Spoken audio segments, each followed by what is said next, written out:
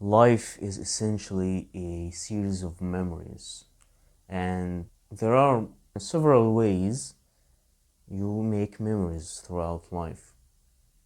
Actually, there are two types.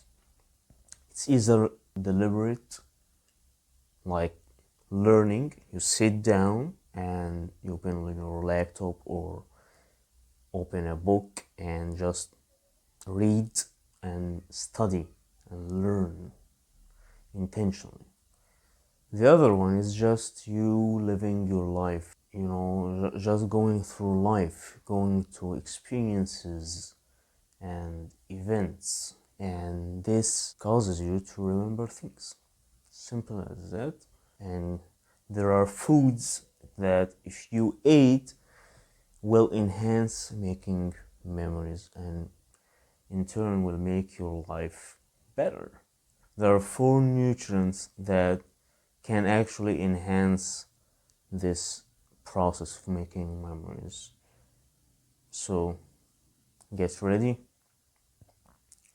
about to spill the beans. So the first nutrient you've probably heard of is omega-3. So why you should be eating omega-3 fatty acids? Because it becomes part of your cells. It becomes part of your neurons, and particularly the cell membrane of a neuron. Here is the significance of why when it becomes part of your neuron, your life gets better. Because your cell membrane, when it has omega-3 built in it, it becomes more pliable. So cell pliability and cell permeability are two things, two properties that when the cell have in abundance, your brain simply works better, works faster, works more efficiently, and you are able to make more memories or make memories more easily, let's say, and maintain those memories forever. So what is pliability? Imagine if you have 2 bowls. One has ghee, the other has oil.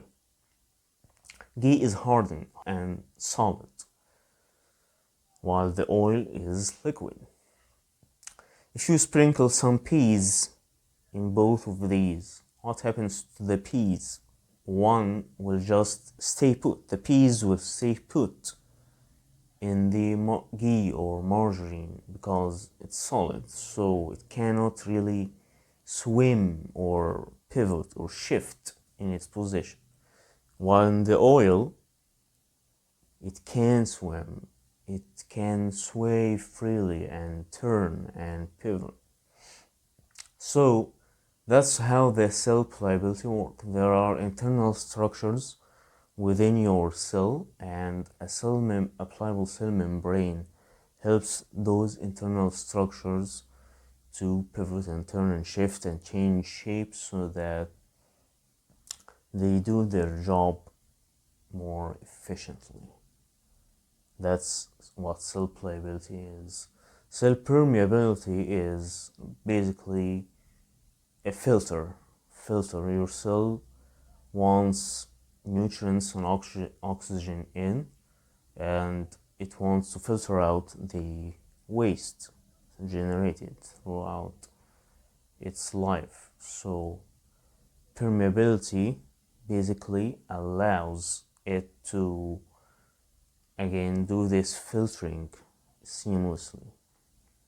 That's what omega-3 does to your brain and your body as well. How do you get omega-3? Of course, you've heard about salmon, sardines, mackerel. These are fish that are really high in omega-3.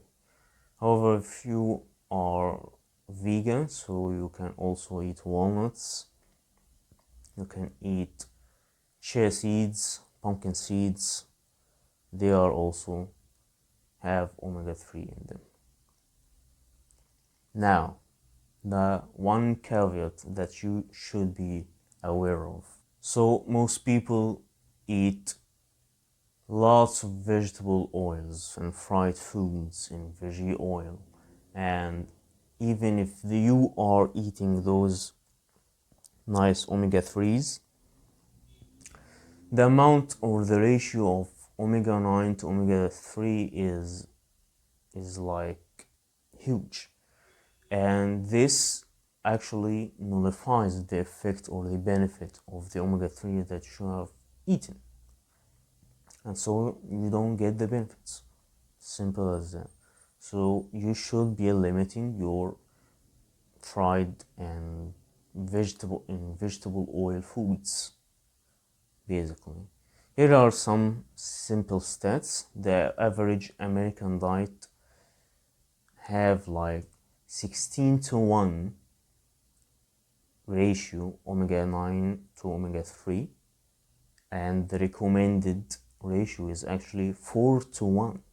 So that's a huge discrepancy, and no wonder more Americans are getting dementia. So let's say if you've consumed those nice omega-3s, what's next? You have now a pliable cell membrane. Awesome. You want to maintain it, meaning you want to protect it from being damaged. That's the job of the next nutrient I'm about to tell you about. It's called the antioxidants, and you've probably also heard of them. Antioxidants are like the Good Samaritans. They are like selfless individuals who just want to help out. So first, in your body there are those vandals called free radicals, and they like to destroy things. So if you cut an apple and keep a half in the fridge and look at it the second day or look at it the next day, you will notice that it has browned a bit.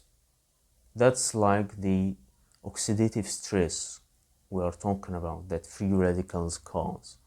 However, if you squeeze a bit of lemon juice on it before you actually keep it in the fridge, you will notice that it actually maintained its white color.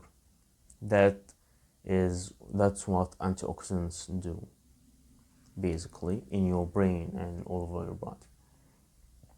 So you want to eat fruits and vegetables. However, a few fruits really stand out. Berries, pomegranates, and dark chocolate. These are packed with antioxidants. So we've talked about the omega-3s and the antioxidants. And the interesting thing is those nutrients actually need a delivery system so that they actually reach your brain. And if you don't have an efficient delivery system, you won't really get those benefits. So the delivery system is, of course, your bloodstream. And there is the third nutrient about to tell you about that helps make your delivery system efficient. It's called nitrates. You also find nitrates in veggies like arugula and beets and spinach, celery and cilantro. And when you eat those nitrate-rich foods, the nitrates turn into nitric oxide in your body. Nitric oxide goes to your blood vessel walls, and it has a relaxing effect on those blood vessel walls. So when this happens, it basically leads to vasodilation, meaning your blood vessels, your arteries, your capillaries and veins become wider. When they become wider, more blood can flow through them, and reach your neurons and other body parts. You need to also make sure you're hydrated.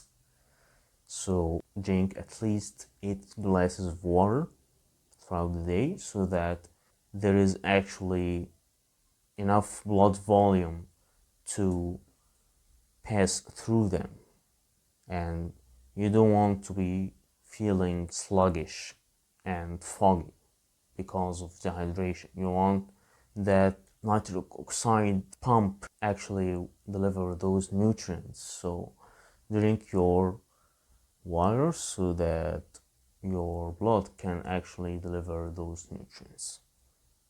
So your neurons have like this wrapping layer that insulate them, and it doesn't only protect the neuron, it actually makes it more efficient in transmitting the signals between each other.